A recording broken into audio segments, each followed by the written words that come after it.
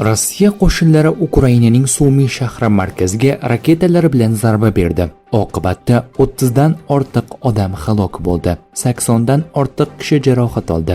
Bu haqida Sumy viloyati hokimligi xabar berdi.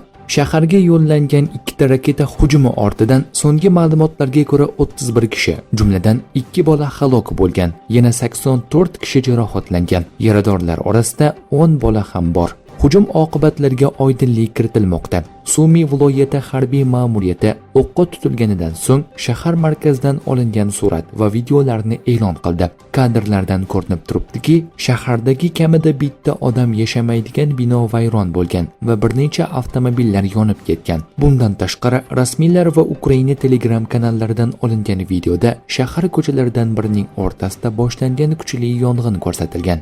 Ijtimoiy tarmoqlarda tarqalgan videolarga qaraganda, zarba tufayli trolleybus ham shikastlangan. BBC Ukraina xizmatiga ko'ra, hujum bolalar uchun darslar tez-tez o'tkaziladigan Sumy davlat universitetining kongress markaziga qaratilgan. Odamlar ko'chaning o'rtasida, mashinalarda, jamoat transportida, uylarda yaralangan. Politsiya hududga kirishni cheklab qo'ygan deydi Ukraina tashqi ishlar vaziri Igor Klimenko. Uning aytishicha, ayni damda hujum sodir bo'lgan joyda qutqaruv va tozalash ishlari olib borilmoqda. Rossiya ballistikasining Sumyga dahshatli zarbasi dushman raketalari oddiy shahar ko'chasiga, oddiy hayotga, uylarga, ta'lim muassasalariga, ko'chadagi mashinalarga zarba berdi va bu odamlar cherkovga boradigan kunda yuz berdi.